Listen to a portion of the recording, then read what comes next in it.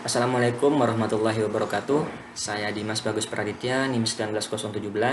Pada video ini saya akan menjelaskan tentang program atau aplikasi yang telah saya susun sesuai dengan judul skripsi yang saya buat, yaitu klasifikasi penyakit tuberkulosis menggunakan Dense Convolutional Network.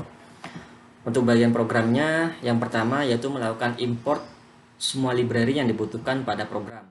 Proses selanjutnya yaitu melakukan import drive atau Google Drive dikarenakan semua dataset atau hal yang diperlukan dari program tersimpan pada Google Drive. Untuk proses selanjutnya masuk pada folder dataset. Untuk dataset ini telah tersusun menjadi data training, validasi, dan testing. Proses selanjutnya yaitu pada data training akan mengambil semua data yang terdapat pada data training, kemudian akan diberikan label 0 pada data normal dan diberikan label 1 pada data tuberkulosis. Proses selanjutnya akan dilakukan hal yang sama pada data validasi, yaitu mengambil semua data yaitu normal yaitu tuberkulosis dan akan diberikan label. Proses selanjutnya dilakukan hal yang sama pada data testing, yaitu pengambilan semua dataset kemudian akan diberikan label. Untuk proses berikutnya yaitu akan dibuat sebuah diagram sesuai dengan total data yang terdapat pada data training.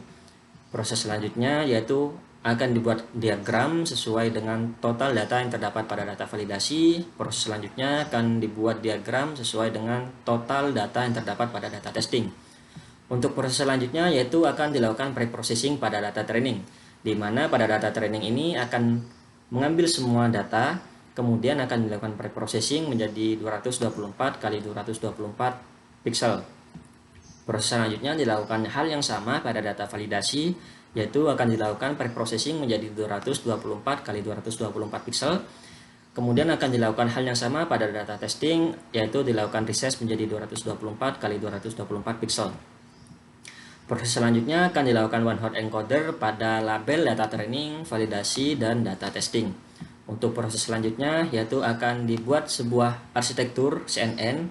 Untuk arsitektur yang saya gunakan di sini adalah arsitektur DenseNet 121.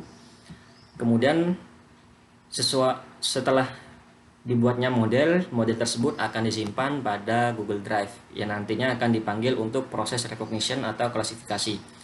Proses selanjutnya yaitu proses training sesuai dengan skenario uji coba yang digunakan. Di sini skenario uji coba yang saya gunakan yang pertama yaitu 0,001 dan batch size 32. Untuk selanjutnya skenario uji coba yang saya gunakan yaitu 0,01 dan 32. Dan skenario uji coba selanjutnya yaitu 0,005 learning rate dan batch size 32. Dan skenario uji coba yang selanjutnya yaitu dengan learning rate 0,005 dan batch size 32. Yang mana setelah proses training ini nantinya akan ditampilkan dari segi akurasinya. Kemudian untuk proses selanjutnya akan dicari model terbaik, yaitu dengan cara melakukan perbandingan dari semua skenario uji coba tadi dan model dengan akurasi tertinggi, maka model tersebut yang akan disimpan untuk dilakukan klasifikasi pada data testing nantinya. Dan dapat dilihat di sini yaitu learning rate 0,005 menghasilkan akurasi terbaik. Kemudian model dengan akurasi terbaik akan disimpan, kemudian akan dibuat confusion matrix menggunakan data testing yang akan tampil seperti berikut. Kemudian akan ditampilkan akurasi dari model dengan akurasi terbaik yang telah dibandingkan pada proses sebelumnya. Untuk proses berikutnya yaitu recognition atau dilakukan klasifikasi dengan data baru, yang mana nantinya akan menampilkan dari data tersebut apakah data tersebut termasuk tuberkulosis atau normal. Proses selanjutnya yaitu log data testing, yang mana nanti akan menampilkan hasil prediksi tuberkulosis dan normal, dan yang mana yang termasuk true negatif, false positif, true positif, dan false negatif dari semua data testing.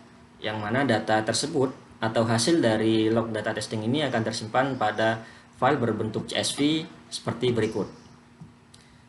Baik, cukup sekian yang bisa saya sampaikan. Jika ada salah kata saya mohon maaf. Assalamualaikum warahmatullahi wabarakatuh.